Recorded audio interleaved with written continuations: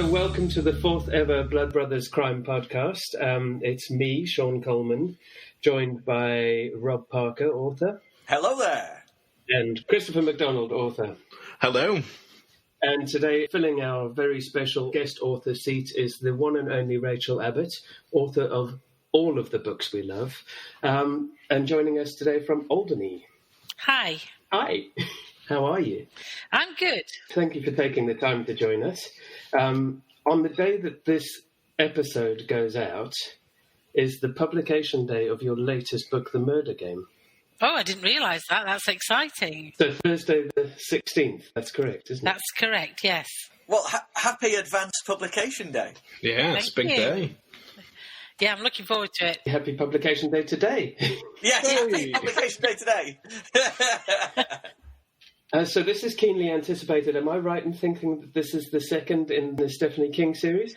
That's right, yes. I've been writing the Tom Douglas series for a number of years, but a couple of years ago I wanted to write a book that was based in Cornwall, and as the Tom Douglas series is based in Manchester, I had to start a new series, which was exciting, and this is the second book in that series. Fantastic. Why don't you tell us a little bit about it? It's a really hard one to talk about without giving too much away. Basically, the action takes place in a beautiful house in Cornwall, right by the sea. And it's a group of friends who've been friends for many years, and they all come together to celebrate the marriage of one of their friends, Lucas. And they all arrive complete with partners. The atmosphere is a bit tense because although they're all big friends with Lucas, they're not desperately enamoured of each other. I'm sure people have experienced that at weddings before now. Anyway, they all gather together for this wedding, and unfortunately there is a tragedy that occurs just before the wedding takes place. And so no wedding happens that day. And then a year later, Lucas invites them all back again. And he says he wants to celebrate the anniversary, but the anniversary of what? There wasn't a wedding. And when they arrive there, they find that Lucas has come up with this macabre game that he wants them all to play. And it's called The Murder Game. Fantastic. That as a hook, the central hook had me. I've read it as well, actually, Rachel. So the central hook... Yes, yeah. Your publisher gave us an advance copy. Right. Yeah. We've had a little read. We've done our homework, yeah. As a hook, getting them back together had me all ends up. I was all in. Good. That's good to know. And also that incredibly charismatic central character that forms a linchpin in a group that is, divisive and almost cultish. And I think there's something really fascinating about a character that is the only reason that people stay together as a friend group. Yes. And without whom they wouldn't ever see each other. Yes, I agree. And yet when they're in his thrall and they're in his power, it's Well, I suppose it's because when they were younger, he was good to them. He was kind to them, and they all had their own problems. They were different problems, but they all had problems, and Lucas was the one who helped them to get over those problems, and that's why they're also... they're not really... I suppose it appears that they're under his control, but that makes it sound much more spooky than it's meant to be. They come together because they admire him, they respect him, and he has been really good to them. And I suppose in a lot of ways they all have individually a feeling of being beholden to him because of his earlier kindness, and yet their dynamic as a group has shifted and evolved as relationships have changed and new partners have come in or gone out. And, I think that it sort of makes for rich fodder if you've had an old friend group like that. I really enjoyed writing the characters because I wanted to make sure that they were all very distinct from each other. I think that getting the characters to have really strong characteristics so that you could almost tell who was speaking without actually attributing the dialogue to any individual just because they were so different. That's true, yeah. Mm. That is true, yeah. I can imagine, and the fact that you have this smaller cast of characters meant at times it felt like being included in one of those classic murder mystery plays. You're all in the same, a lot of the time a similar location, and the cast come in. It's like the scene entrance, right? Someone comes in now, and we learn more about them. And I am going to put my hand up right now and say I'm going to find this. I'm going to be very, very careful not to spoil anything here. Yes. One of the great one of the great joys of this book for you guys listening out there, and do go out and buy it today, or don't. However you get your books in Corona land, go get your books that way. But the joy of this book is in its delivery, and the fact that you're going to be, you're going to feel one thing 1 minute, and then you're going to feel something else another minute, and you're going to think you've got someone taped, but you absolutely have no idea. So, I'm not good at surprises either, as in I always ruin them. So I'm going to stay very, very sensible here. Well, thank you for that. Thank you for that. That was good. It felt to me slightly like unpeeling the layers on the skins on an onion. You know, you just as you think you've got a dynamic or a relationship pegged or a character pegged, as Rob says, somebody else walks into a room or another. You know, and the way your chapters end each time with this little. Just what you thought was going to happen isn't happening now. And it's such a lovely little device to keep us ticking to the next chapter. But I think your readers, who we know are huge fans of yours anyway, but they're going to devour this. I hope so. That's really kind of you. Thank you. Oh no, it will. I mean, I'm a slow reader. I have to be honest. I'm a slow reader. I wasn't with this. I was not with this because it had that compulsive quality. I have got to keep going. I've got to keep going. So, that's really good. Thank my kids you so got very much. used to seeing Daddy sort of with a faraway look in his eye this weekend as I was trying to work out what was going on. So, did you suss it before the end? No way. No. No way. Good. I like to make sure there's enough clues. Yeah. That was the thing. When it was revealed, it was like, what? But it had that right level of. Sorry, me making noises is not going to get the point any clearer, is it? Since none of us can see your face today, Rob. I know. What you would see is a great big grin, as usual, and trying to describe that it was like a rug pull, but at the same time a logical rug pull. You know what I mean? Like, I don't know whether that makes sense. Does that make sense? Because, like you say, Rachel, the clues were there. I just paid no attention to it because I was so, drawn to other things. Well, that's good to know. I think that's the way that I like. The one thing I hate is when what's happened is such a surprise to everybody, such a total surprise that you can't think back and you think, how did that happen? I think the worst example of that is a book that I once read where they had all the evidence, they knew they got DNA evidence, etc., and it didn't make sense, and then like one chapter before the end, an identical twin was introduced, and you think, what? That's kind of... It's disappointing because there's no way, he wasn't mentioned before that point, so there was no way you could have worked it out, and I think you should have the opportunity, all the evidence should be there so that you can work it out. So it shouldn't be completely out there, and so it's good that you kept guessing. But that's what gives it the feeling of a classic murder mystery as well, is that as a reader, you want to work it out. You want to figure out who it is or why or what the combinations were or who, how. And if you look back on it, you go, yes, that was definitely planted. And so, when you neatly wrap things up for those who didn't follow all of the clues in the epilogue, you kind of go, oh, yeah, I remember that bit now. Sorry. But I think there'll be a lot of your readers who will, be actively keeping. I have people who read my books who actively keep a journal alongside with every little clue that they think they found. Oh, wow. And then sometimes they'll tell me afterwards that they found this clue, and you think, well, that's bloody clever because I don't remember putting that in there. Well, I know that when I read a book, I like to think I know who it was, and then I think it was somebody else, and maybe in the duration of reading it, I've thought it's about three people, and then when I find out that it's one of them, I thought, oh yeah, I knew that, but of course I didn't. I'd been backwards and forwards, and that was only one of the suspects. So sometimes people say to me, yeah, I guessed right at the beginning. Well, good, but did you change your mind part way through, and did you come back to that? Yeah. So I think that's kind of what I like doing, is messing with people's minds, really. You managed it. It's good to know. I was desperate to ask, did you know from the beginning the end yourself as you were writing it? Most of it. I knew what had happened, and I knew why it had happened and how it had happened. I wasn't quite sure how it was all going to come out in the end. So when I very first started writing, I used to plot all the way through and plot the endings. And then as I wrote more and more books, I began to realise that the ending that I'd planned was never the ending that I actually wrote.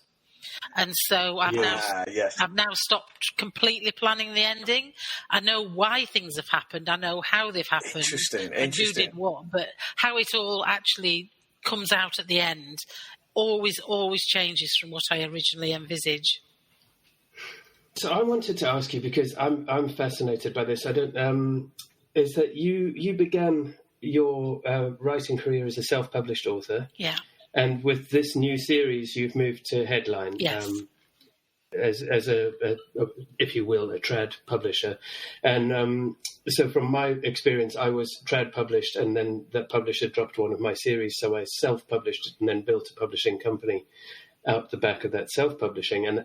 And what I find interesting is just your experience, because obviously this is book 12 in total, so publication day 12 in total, isn't it, for you? Yes. Well, one of those was a novella, actually, but it's the same difference, really. Yes, one novella, that's true. So how does it feel different publishing through a publisher versus doing the graft yourself? Well, you still have to do quite a bit of the graft yourself, to be honest. I mean, obviously you don't have to do anything with the formatting of the book and getting the book onto Amazon and so on. But in terms of marketing, I still do a lot of marketing. I'm hosting an online party for 2 days around the time of the launch, which takes a huge amount of work, because this time we've actually done it as a murder mystery game, so people get to play along and join in the game, and it takes quite a bit of planning. So I still do a lot of that, but I was really keen to work with a publisher to see how things differed, and I was keen to get physical books out there. I've always produced paperbacks of my books. I've always had them printed, not just print on demand. I've always had actual bulk prints, so that I could get the embossing and the spot UV on the front and stuff like that. So I've always done that, but I don't really have the clout to get them into shops. So I wanted to see what a publisher could do with that and see how it changed the dynamic. And it's been interesting. Don't you think that's absolutely fascinating, that as an author who's selling, I think your first 3 books sold over 1 million copies in total in the first few years. You go, how do you not have the clout? But this is the way bookshops work, and the way, even as a small indie publisher, we struggle to get books into bookshops unless we're willing to pay sort of big dollar for front tables. Yeah. And I think it's really fascinating, given your sales numbers and your clear market, how that barrier still exists between self-published versus trad published versus indie published.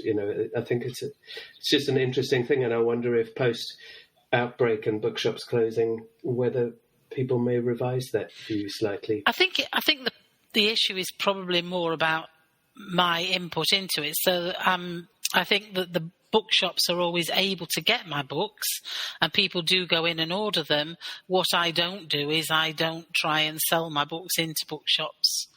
I think that, in the limited amount of time that I have available to write and market and do the accounts and all the other endless administrative tasks that are involved, actually contacting bookshops, maybe if I was 20 years younger and had a bit more energy, I might do it. But I think I think that it's just more than I can physically do. So, yes, and I think that is interesting when you're talking about that sort of self-published author role, which is you've got to spend at least half of your working life writing the books to keep the volume going. And then the rest of the time you are marketing and accounts and formatting, typesetting, cover, if not cover designing, then cover organizing. And, everything's got to come through you as a conduit. And yes, you pick your battles, and maybe bookshops are not the battle to pick. But I know that amongst the book community, there are thousands of self-published authors who would be fascinated to hear what you felt helped you get those sort of moments of really what are a huge success in terms of your sales numbers and everything else. And is that about writing exactly the right kind of content at the right time and getting it to the right kind of people and knowing where to market it, which I think is probably what you've done. Well, I think I was very lucky because I started, my first book was published in 2011, so that was quite early days. And I also have a background. I used to run my own company, so I'd got a lot of background in business planning and marketing plans and so on. So I just sat down and worked out how best to get people to have heard about my book, because the single most important thing you can do when you self-publish is raise awareness. Let people know about your books, and so many people were saying to me early on, oh, why do you bother with sending copies to bloggers? They never sell books. And I just thought that was a very, very narrow viewpoint. Because if I could get my book on 10 blogs, then how many people were going to see it? So that next time they go to Amazon and maybe they hit upon it, they think, I've seen that somewhere before. So people were very focused then on only the end game, the sales game, and not on the marketing, not on building awareness. And that's kind of where I focus my efforts. Yeah, and I think, we as a small publisher, we rely wholeheartedly on our bloggers and our blogger support. Yes. Even if those bloggers at any one time aren't reviewing that particular book because it's not necessarily their bag, they are still supporting every tweet that comes out, every Facebook post, every Instagram post. And as you say, if somebody sees something 3 to 5 times in different places, they're going to think it's worth buying. The bloggers do an amazing job, absolutely amazing. But I'm talking about nearly 10 years ago now, when it was not quite so, the bloggers weren't anywhere near as active as they are now. Yeah. But even so, anywhere that you can get your book seen, that people will think, oh yeah, I've seen that book somewhere before. I think they reckon your book's got to be seen 7 times before anybody actually recognises it. Wow. So it was just a matter of getting the books out there, and that's what I focused on. I'm finding this fascinating here. Forgive me, because I feel like it's. When did you first self-publish your first one, Rachel? November 2011. But I didn't do anything. You see, I just did it. I published it because I'd written it, and I didn't really want to bother going through agents and publishers because I wasn't young. I was in my late 50s, and I didn't want to go through the process of trying to find an agent trying to find a publisher, etc., etc. Yeah. And so I thought, well, I'll just do it and see what happens. So I put it up onto Amazon, and it sold a few. I got lots of friends buying it and stuff like that, even friends who didn't have Kindles, which was funny. But anyway, I got people buying it, and then it was Christmas that year. I sold 6 copies on Christmas Day, and I thought, oh my God, this is amazing. People are buying my book, people who I don't know. And then I realised I was being completely pathetic because I used to run a business. Why hadn't I got a marketing plan? So I came home and I wrote a marketing plan in January, and by I think it was the 13th of February, it was number 1 on Kindle, and that was amazing. Simply by focusing. It is all about focus, really.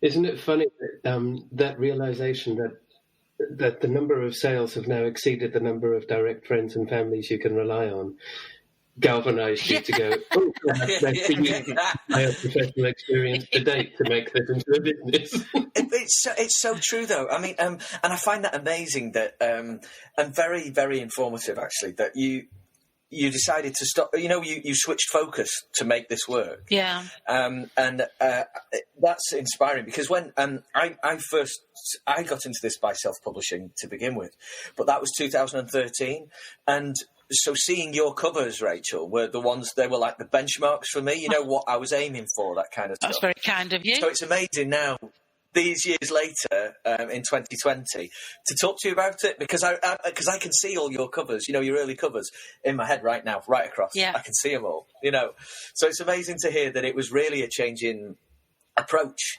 that really kickstarted it? Well, I was also very lucky where the covers were concerned, because the company that I used to run was an interactive media company. So we made latterly websites, but originally software and so on for schools mainly. And I had this young guy who'd come to work for me straight from university. He then went on to be creative director of a big PLC, and he's now got his own business. But from the start, he said to me, I am going to do your covers. Because, you brought me on from being just a graphics designer to this big job that I've got now. And he wouldn't take, I just kept saying to him, no, you mustn't. He wouldn't take any money, so I just had to pay him in cases of wine. I just kept sending him wine, really. He did all the early covers, and he did such an amazing job. And he's all about brand, he's always pushing that maintaining the brand is important, which is why all of my Tom Douglas books all have a similar theme. I have less control over the jackets with the publisher, obviously. They have their own ideas. But it worked really well. That's fantastic. And it's fascinating, though, because this is another one of those conversations we can have, which takes in a lot of different angles of the industry. And I've enjoyed this. Our podcast is only sort of 4 episodes long, but we frequently talk about different areas of the industry and what goes into it and different people's experiences. And I feel like I'm constantly learning. So it's great, and I hope that our listeners do too. Well, I think you never stop learning. So, Rachel, I wanted to ask you, this being publication day number 12, is it as exciting as publication day number 1 or more? That's a very good question. People often say to me, you must be really blasé about this now. And never, ever, ever am I blasé. So I never make any assumptions that it's all going to go swimmingly and people are going to love it. It's just, in fact, it becomes, in a way, it's slightly more nerve-wracking now than it was. I had no expectations at all of book 1. Yeah. Very low expectations of book 2, thinking, book 1 did brilliantly, but book 2's not going to do that well, And each one, it becomes, are people still going to enjoy it? And so each one is just as nerve-wracking as the previous one. But I think I put a lot of effort into the launch, because what I do for the launch isn't really selling. It's more, I've got a lot of very loyal readers and followers, and they join me on Facebook. And and I think, especially for this coming book, I think that works really well. Because I know your Facebook group your Partners in Crime group is very, very active. Yeah. And so you when you do a launch, you do special events. The launch I run on my normal Facebook page, because that one spreads much further than if I just do it in the Facebook group. People from the Facebook group do come along to the Facebook page, obviously, to join in, but it means it spreads the net a bit wider. And it really is a thank you to my loyal readers, because it's not a hard sell at all. I'm not pushing the book. I'm just having a bit of fun, really. And so we dreamt up a load of...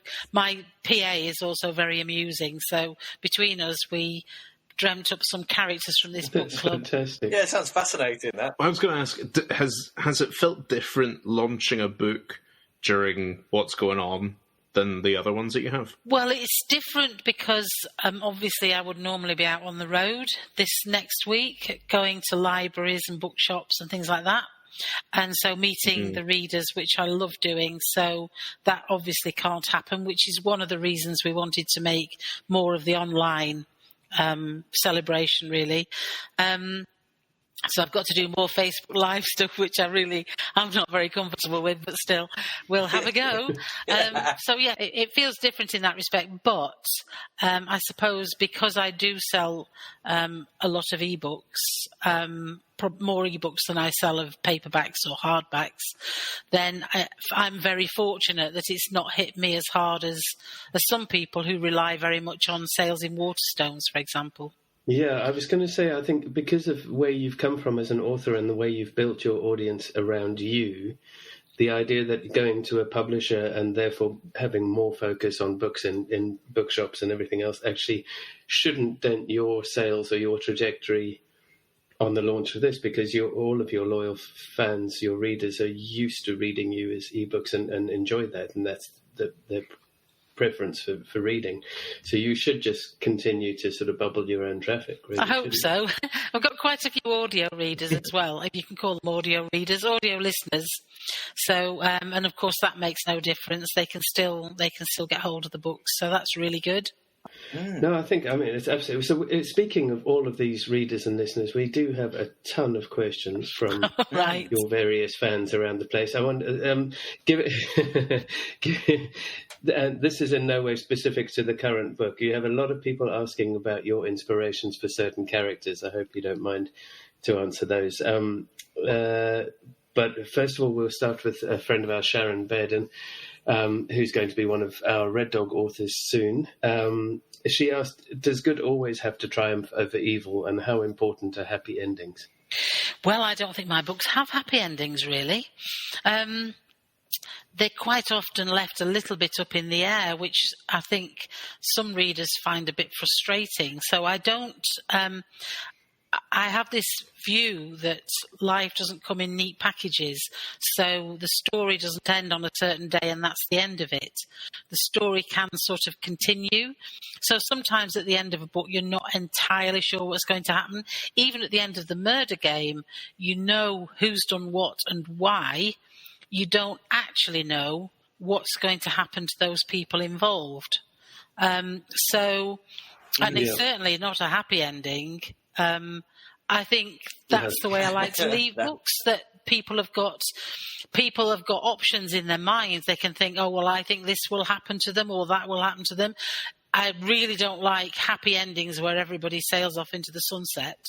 I think that's just bizarre, because that's not real. So everybody's died, everybody's been murdered, and then we all go, oh, well, let's have another drink. I know. Yeah, I mean, okay. Life doesn't have neat little bows, does it? No, it doesn't. And I don't think the end of a book should have. You should end up at the book knowing what's happened, but not necessarily being able to anticipate that all the protagonists, all of those involved, are all going to be happy forever after, because that ain't going to happen, is it, really? And it's also about that thing of going, well, where's the justice versus the law? And was that, whatever nefarious means we've used to get to a certain outcome, did we do that with good intent, so there's so many grey areas in that. And if somebody's invested in your characters the whole way through, you can carry them a little bit on a journey of, well, would you like that person to be arrested? Because why would you? And I have that with some of the endings of my book. You go, well, I was really annoyed that guy got away with it. And you're like, well, he didn't, because he's going to have to live with that for the rest of his life. But it would have done nobody any good him being in prison either. Well, in fact, my very first book, Only the Innocent, that was actually, so the premise behind that was, what set of circumstances could be so bad that a woman would have no choice but to murder a man. And I didn't only just want her to murder him, I wasn't sure whether she should get away with it or not. I won't say whether she did or not, but Tom Douglas, who is my character in the vast majority of my books, was tasked with solving this case, and then he had a major dilemma. Does he do what is right by law, or does he do what is morally right in his view? And I think one of the things that really got me thinking this way was when I read Rebecca by Daphne du Maurier years and years ago, when you actually want the guilty guy to get away with it. Yeah. So if you've not read Rebecca, that won't make any sense. But if you have read Rebecca, which a lot of people have, it will make perfect sense. So that's the first book that made me think that way. Yeah, and I think there's so many examples of that in if you like, classic literature that we forget, that we've suddenly sort of almost Disneyfied our reading in a way that you want everything to sort of be wrapped up neatly, and actually you go, no, I mean, my favourite book as a teenager was Wuthering Heights. There's not a single redeeming character in that. Nobody's good, nobody's nice, nobody does anything that isn't self-serving, and they all get away with all sorts of stuff. But it's one of those things where you go, they're real people. They're just as broken and human as the rest of us. Yes, I don't like having these characters that are so perfect. None of them, even the ones who are maybe suffering at the hands of somebody else, they've still got to have their own little imperfections. Otherwise, they're not real, are they? Yeah.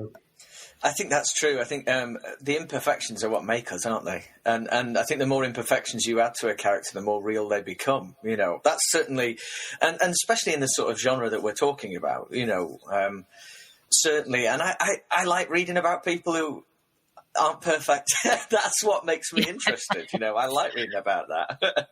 Yeah, I agree with you. So speaking of your characters, then, Jan, our Barbie, wanted to know, who did you model DCI Tom Douglas on? People are always asking me that question. Funnily enough, there was nobody specific in mind. What I wanted to do was I wanted to avoid, when I started to write about him, there were a lot of books that were about detectives who spent every night in the pub getting absolutely hammered, and they had miserable lives and nobody wanted them near them. And I just wanted to have somebody who was morally very, very strong. And yes, he's got his faults. No, he doesn't have the perfect life. In the very first book, he just got divorced. But he wasn't a miserable waste of space, which so many of them seem to be. So I wanted him to be an all-round good guy, who perhaps suffered a few things along the way. But he wasn't really modelled on any one person in particular. I think that's always good to know. People are like, "Oh, did you model that on so and so?" No, nothing to do with that. It's just an absolute coincidence that their name is just. Yeah. And while we're on the same, I assume the answer is exactly the same. So one of your fans on Facebook, Lorna Maltby, asked, "Who did you base Stephanie King on?" Well, yeah, Stephanie King's really interesting because she was never going to be a central character. Actually, neither was Tom when I first started to write. But when I started to write And So It Begins, which is the first Stephanie King book, I had a couple of policemen approaching a house where a crime has been committed. And I just decided that it was going to be a police sergeant with her probationer, who was a bit of an idiot, really. And I just wanted her to have I wanted her to be really kind of quite sassy and quite strong and not suffer fools gladly. So I wrote that, and she wasn't going to be in anymore. She was only in the prologue. And then my agent read the prologue and the first couple of chapters, and she said, "I'm looking forward to seeing more of Stephanie King." And I thought, oh, that's interesting, because she's a police sergeant, a uniformed police sergeant, and this is now a murder case. So I had to do some quick thinking and get her seconded into CID so that she could actually investigate the murder. And now she applied for CID and stayed there. But originally she was just the rather outspoken police sergeant who arrived at the scene of the crime, and then it kind of developed from there.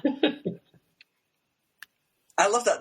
That's one of those occasions where it's quite good being the author, isn't it? Because if it's not working exactly the way and the characters aren't where you need them to, we can come up with something to sort that out. Yeah. Get them where we need them to. I'm usually really red hot on character definitions. So particularly for the people who are involved in the perpetrators or the victims of the crimes, which are really what my stories are about. The police are only in there actually because we need the police to solve the problems and solve the crimes.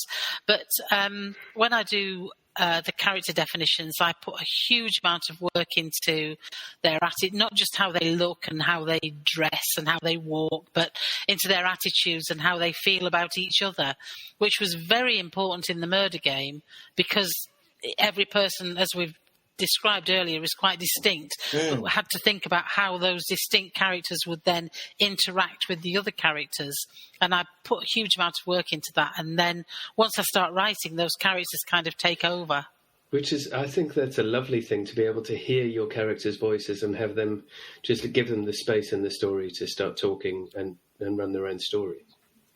Yeah, I quite often have conversations with my husband over over lunch or dinner, and it's a shame really, because I'm talking about characters that are very real to me, but they actually don't exist, and he has to talk intelligently about them. And I quite often say to him, I can't quite decide what would happen here, and he comes up with something, and I say, no, she'd never do that. Well, how's he supposed to know? She doesn't actually exist. So it's quite difficult. Because I've had conversations like that where I've come downstairs at lunchtime and I've said, well, I can't believe it, because I had no idea they were going to do that, and you know, all of a sudden they're an FBI agent, and who knew that? Yeah. This all comes out of your head. You're like, well, yes, to an extent, but once you've built the characters enough, sometimes they take you off piece, and you think, oh well, I'm going to have to go back and rewrite all of that stuff. And when you go back to look at what you need to rewrite, actually, it's already written, and you were probably the last person to know that the characters were tricking you the whole way through. You know, sometimes it happens.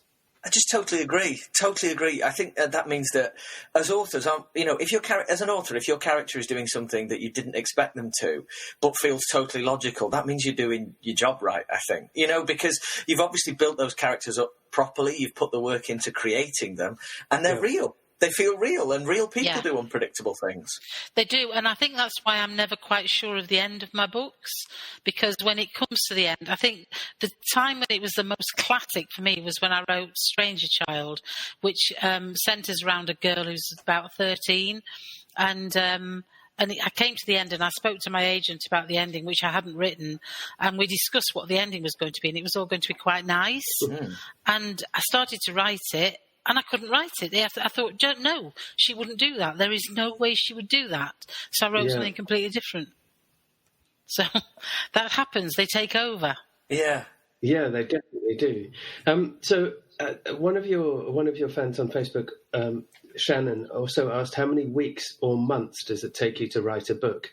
And it sort of ties in with another one that you'd already seen, which is what's the ratio to plotting and research versus writing. And I guess just like what's your process? How far down the plotting and research line do you go before you go, right, cracking my knuckles, I'm in on this? Or and how long do you take from sort of, right, I need to start draft one, to handing that across to an editor saying that's the best I've got so far? So I would say that I like to have an idea that mulls around in my head for probably a month before I start to do anything very much with it, because usually my books have normally got more than one plot going on at the same time. So, for example, at the moment I'm working on the next Tom Douglas book, and I've got two sections of the plot that I pretty much know what's going to happen, but I haven't worked out properly how they intersect. And I don't want to start writing until I know that, because it won't make any sense. So whilst I'm thinking about that, I'm researching at the same time. I have a really brilliant guy who is an ex-detective chief inspector who I can always call on for any police stuff. But I've got quite a lot of other research to do as well at the moment. So I'll be researching and thinking, and then I start to think about the characters and start to define the characters and how they would behave. And it builds from there, but I probably won't start writing the book itself for maybe another month. But I will be jotting down ideas and trying to give it some shape and doing the research. And the research will then be ongoing throughout it, because there's always something that crops up. You know, the next Stephanie King one, I need to know how long a body would be in a certain place before it become a complete skeleton and all that kind of stuff, you know. So I'm talking to forensic all the kind of stuff that we love having on our search history. I know it's terrible, but I've managed to find a really good forensic anthropologist who's helping me with that. So there's all that kind of stuff goes on. Once I start writing, to get to the first draft that I'm prepared to send to anybody is probably about 4 months. But it first goes to my agent, who acts as my first-line editor. So she does a structural edit and says, you know, don't think very much of these characters, don't like any of them, can you do this? And I think you've done this back to front, and all kinds of stuff like that, which you just think, oh, it drives you mad, but they're always right. So there's no point arguing. Yeah, of course they are. It doesn't mean we have to like it when we read it the first time. You know, oh, God, whatever. Sure, fine, you're right. So she probably has that for a few weeks, and then it comes back to me, and I probably then have a month to sort all that out, and then it goes back to her, and she sends it to another editor, so that will probably be another month, and then it comes back, and eventually it works its way through the copy edit and the proofread and all the rest of it. So it takes probably about 9 months from start to finish. Yeah. And it's not because I'm slow. I'm very, very fast typist. My brain maybe can't keep up with my fingers, which is a different problem. And I probably work 7 days a week. So it's not lack of time and effort. It's just getting the complexities sorted out, identifying and building the characters and all the edit processes that I go through. I know a lot of self-published authors don't go through those processes, and that's fine. But for me, I want to follow exactly the same process that my traditional books follow. And and each time something comes back, I think, God, that makes so much difference. Yeah, and I think once you've worked with good editors, understanding that. So I came out of a film and TV writing background, which is great because you can write a piece of film and TV, and then by the time it hits the screen, if it ever does hit the screen, it'll have been ruined by everybody else. So it's not your fault. Whereas when you're an author, and I only realised this on the publication day of my first novel, was that aside from the editor who'd been very kind and generous, if people didn't like it, it's basically they didn't like what I'd done. And I couldn't blame that the actor had done something or the director had misinterpreted or there wasn't enough budget for the pirate scene I wanted at the beginning. It was basically, these are my words, it's your brain, you don't like it, you don't like me. And I think that was a real difference. And I think once you've worked with a good editor, what's essential is understanding that you are still part of a team, even though you are writing in isolation. And everybody's input is another reader, and everybody's input is for the betterment of the project. Absolutely. Well, I think that this first really struck me after I wrote Only the Innocent, because I didn't actually understand what an editor did. I thought an editor just changed the words and, basically what a copy editor does. Yeah. I didn't realise that editors did so much more than that they talked about the structure and they talked about the order in which things happen. Yeah. And Only the Innocent had already sold, I don't know, maybe 100,000 copies when I got an agent, and the agent I have now, and she edited it. And when it came back, I looked at it and I thought, this is a revelation. The things that she said. So, I mean, people had bought it and loved it, but the difference it made to just small things, like I'd got quite a scene that was quite heavy on dialogue, and she wrote on it, so what's actually happening in the room at the moment? Yes. I thought, well, they're talking. Yes, but is somebody moving? Is somebody having a drink? Is somebody, walking across? What's the expression on their face? And it was just a revelation. Yes, and the number of times you get that little comment that says, how would we know this? Because we're not in that character's mind right now. Oh, bugger, yeah, you're right. Yeah. Or the other thing, the other thing that she really hates is, intentional withholding of information. So if you're in somebody's head, then you can't stop them thinking things, and you can't have them think something that's not true.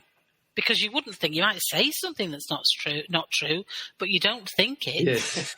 So you can't, if you are actually the murderer, you can't think, I wonder what happened, because you would know. So there's all sorts of little, editing I just think it makes such a difference. Yeah, but it's such a skill. I mean, just to be able to sort of point out those in 1986 on the 14th of February was a Thursday, not a Saturday, so you can't. Yeah.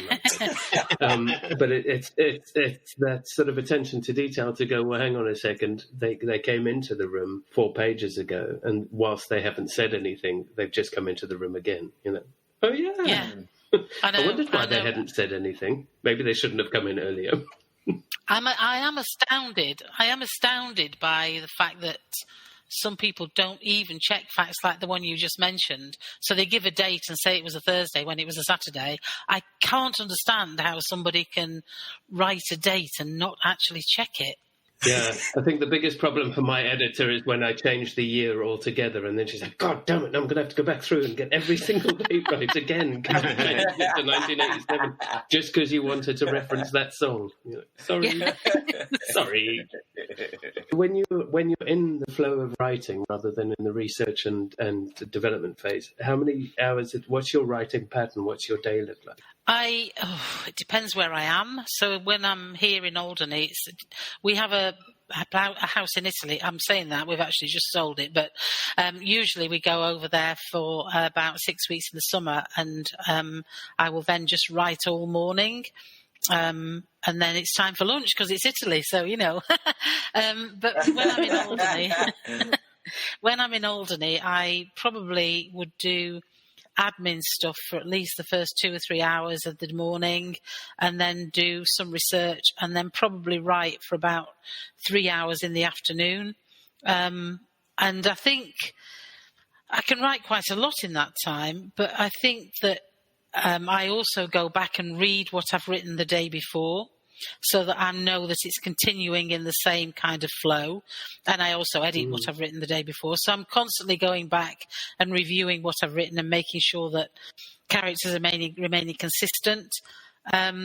So I would try to write about 2,000 words a day, sometimes more, sometimes 3,000 words a day, sometimes less.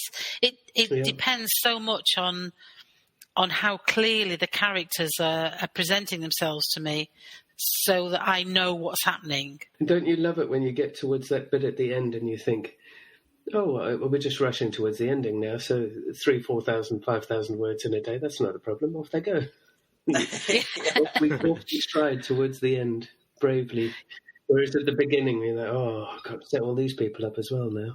Yeah, well, I think I do tend to plan quite a lot of the early stages. So I use Scrivener. Yeah. And I do tend to work out pretty much the main flow of how things are going to go to about halfway. And then when I get to halfway, I think about how it's going to progress from there. I've got an idea in my head what's going to happen, but yeah, I won't probably have mapped it all out because things crop up, don't they, as you're writing? And you write something and you're not quite sure why you've written it. And then a bit later on you think, that's why that's there. And so you have to constantly be manoeuvring. Well, I do. Not everybody does. Yeah, some people and I love plan Scrivener everything. for the fact that you can move your scene, just put it in a repository for a while and go, maybe we'll come back to that. You don't feel like you have to delete everything altogether. But I find myself, in Scrivener, I tend to give every scene a sort of anecdotal title for myself.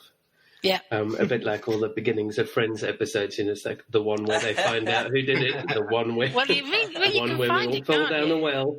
Yeah. If you use Word, you're forever searching for stuff, whereas you can just look down your list down the side and think, right, that's the scene I want to change. Yes. The other thing that I do is when I get to the end, I actually colour code all my scenes, either red, green or amber.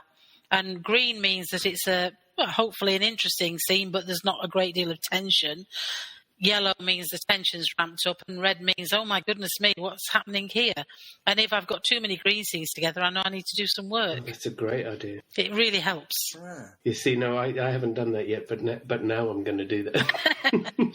Because you've got the opportunity to colour code every individual scene, because Scrivener allows you to do that, it's really easy to see then if you've got a bit where the tension drops too much. No, it's great. All of those things, I quite like it when you can take what is basically a text-based endeavour of writing a novel and then try to create as many visualizations as possible to help your progress and to help your brain see it in a more visual way. And when I was studying, I was doing a script writing degree, and one of our lecturers told us that, just to try and map out our characters' paths against a timeline of status quo, and any time it all just looked a little too gently undulating, that we had to throw some horrible shit at them and just change the journey slightly and just make the picture more interesting, and do that for each character and then lay them over each other. That's amazing. I'd love to try that. Well, since I gave you sprints 2 weeks ago, you can try with undulating. You changed my life, mate, with that. You changed my life. Yeah. Well, especially now in the times we live in with all the kids at home, the sprints are an absolute godsend. Yeah, so it's just another technique for stopping, I think, the incessant noise of day-to-day life. I'll definitely be incorporating that overlay, though, of characters and their sort of like a graph of their journey, almost. That sounds really interesting. And I love hearing about different ways people go about this sort of thing. One of there's a 15-year-old girl I work with at one of the high schools that I go into. I'm a writer in residence at.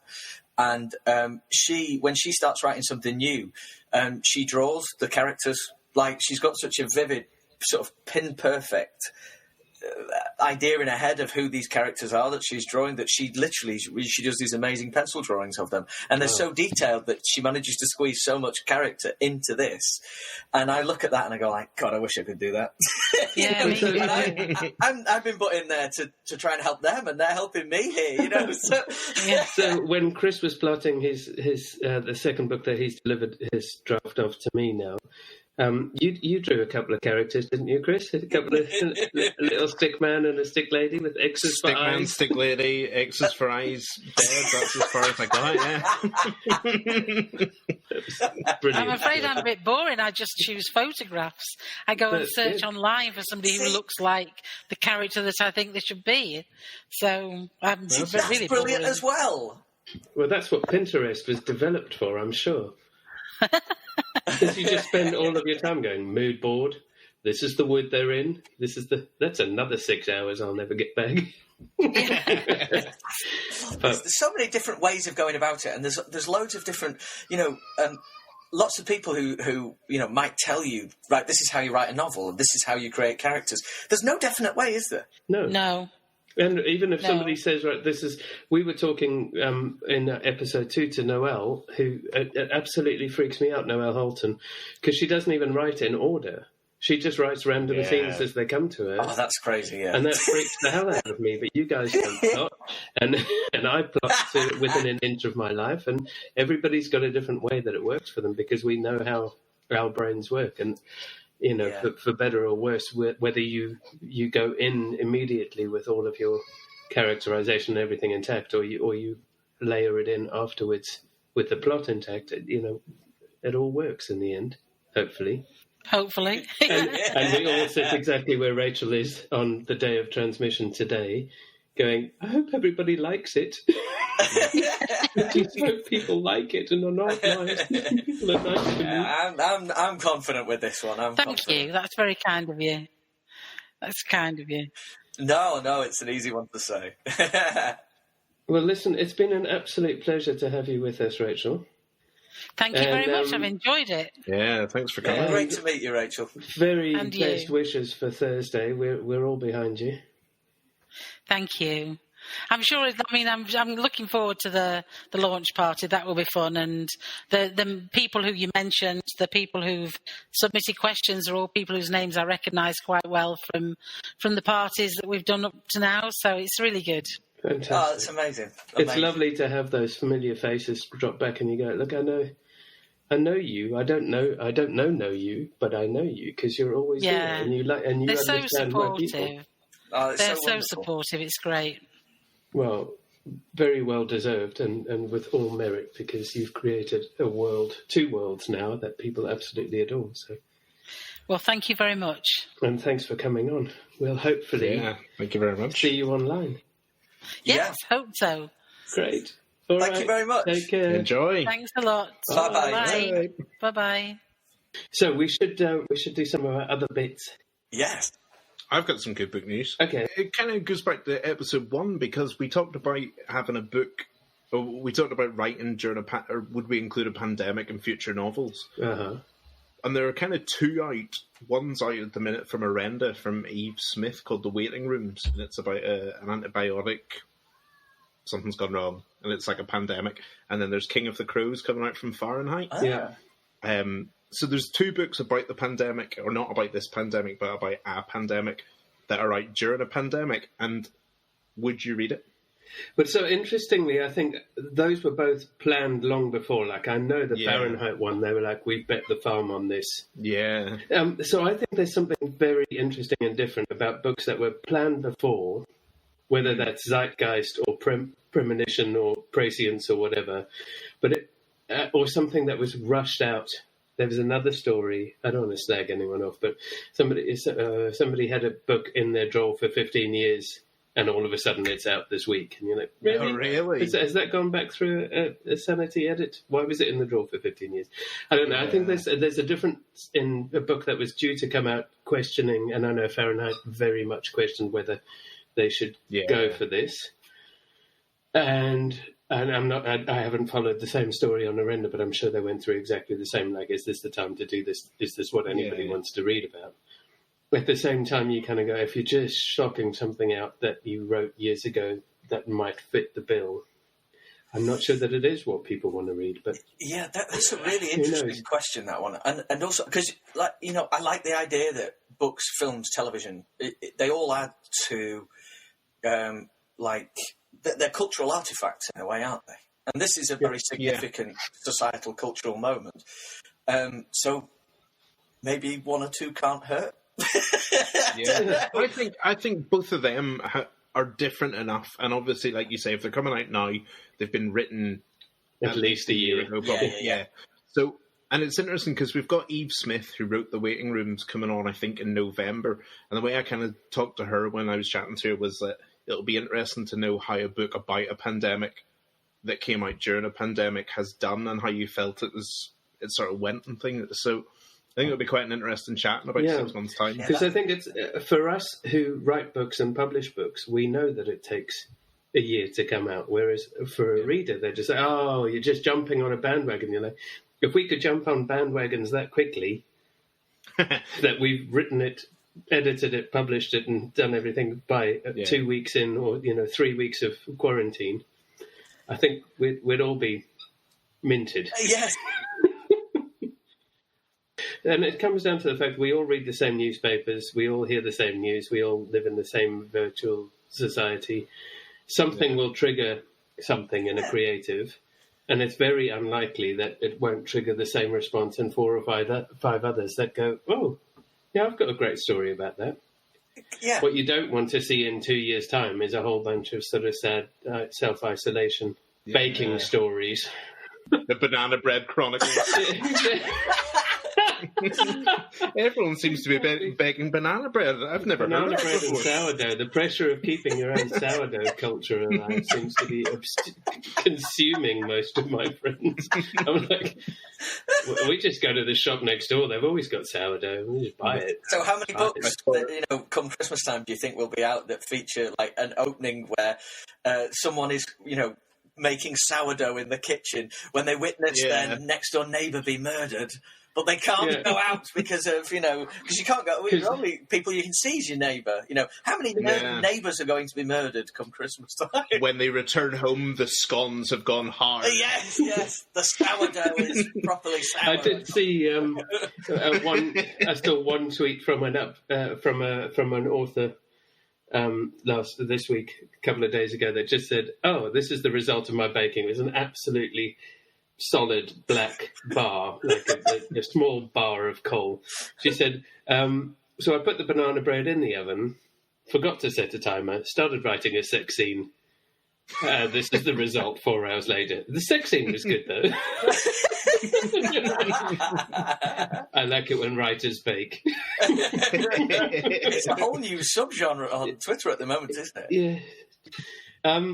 So, have you got book news, Rob? No, I don't have no news, I don't think. Only what I've been reading. Do you want me to talk about that?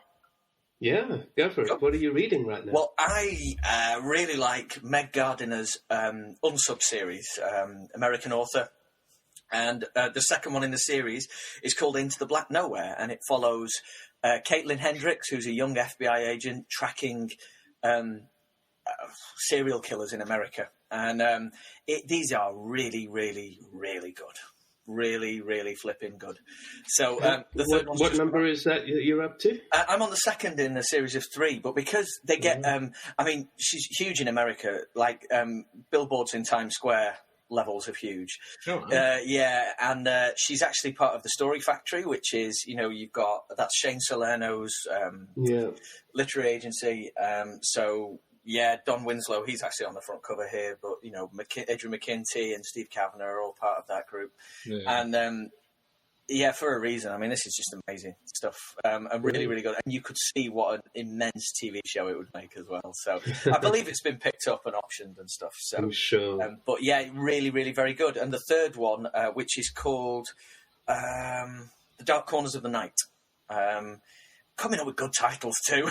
Yeah, that's a good. Yeah, I mean, honestly, geez. I always think that if I could create a sort of random title generator that came up with great titles, I'd be a rich man. Yeah, you would be. Because it's so hard. It's impossible. I mean, Chris, you and I backed and forth over your second title. I lost. Yeah. I think we've got it now. But what do you guys? We can't tell anyone. Oh no, you can't. You can't give away trade secrets like that. Can't possibly tell anyone until we reveal the cover, which is still to be done. Get off the telly. What are you guys reading? Well, I was reading Rachel's book this last week, in between everything else. But so I was reading The Murder Game, and I think all of Rachel's fans are absolutely going to love it.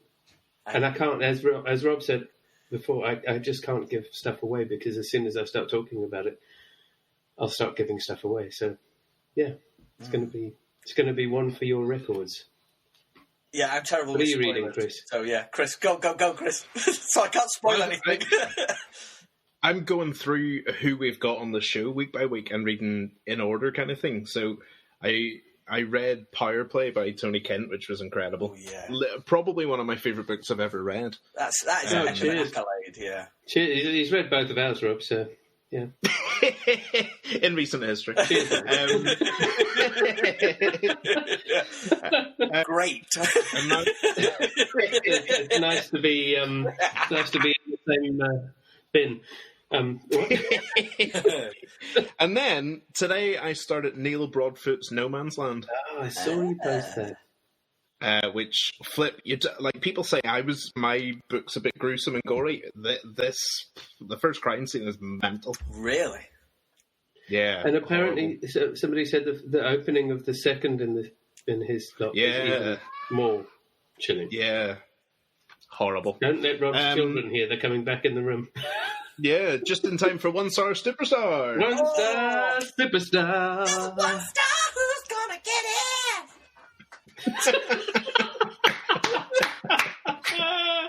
Great. I'm putting a jingle on the end of that. I'm going to put a little star bell on the end of that. But I felt the jingle. We did, like, maybe we've got bangers for the start every week. Yeah. Now this. Right. So, how many have you got for us this week? I've gone for one because I wasn't. God.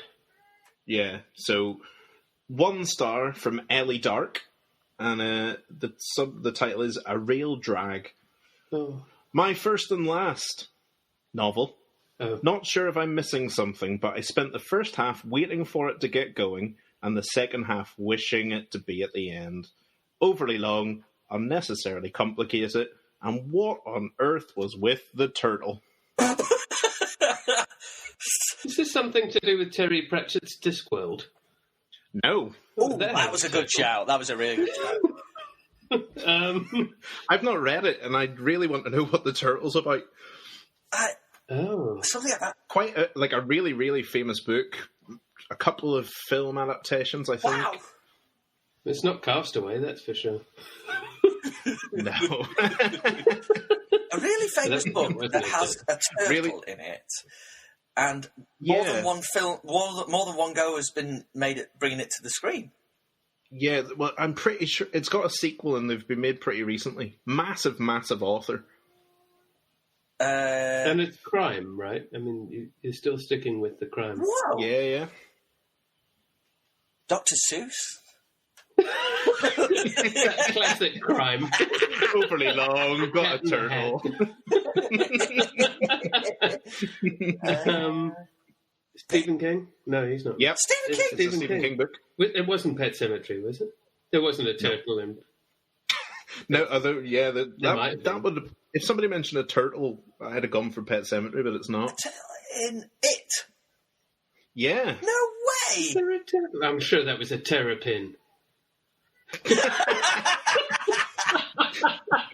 The reviewer doesn't know what she's on about. What the hell? It's an entirely different genome. Does a turtle ring a bell? No. No. Well, I've never read it, so that's probably why. I haven't read it. I watched the movie, and I was far too young to have watched the movie, and therefore, no thanks to clowns. No, I don't remember a turtle. I'm sure I probably would have enjoyed it a bit more if there'd been a turtle in it. Amazing. So that was it. Stephen King's It. Stephen King's It, yeah. Oh, well, at least we got the right author. Oh, it's something. It's quite. I'm learning this is quite heartening, seeing how many other massive authors have managed to have their work completely misunderstood and given 1 star. Yeah. I don't think you're a superstar unless you've had a 1 star. What else have we got? We haven't got any other features, have we? No, that's all our all the hard-hitting features that we're taking. Everybody, that was book news. Thanks for coming. What we should start doing is trailing who we've got next week. So next week we've got Matthew Ross, who's an author for Red Dog Press, so close to our hearts, and he is going to be talking, aside from his writing process and his life, about his new book, Death of a Painter, which will be out on the 27th of April, so slightly after he's on with us. Can I put my hand up and add something here? Yes? I've started it. I'm reading Yes. I finished it. It is... I've edited it. Give it the time, Rob. I know, yeah. It's really, really good. I'm really enjoying it, yeah. And what a sign-off that is. Yeah, thanks very much. Gentlemen, as ever, a delight and a pleasure. Lovely to speak to you. It's been good. Keep yourselves well and safe. We'll try. We'll keep yourself sane. Goodbye.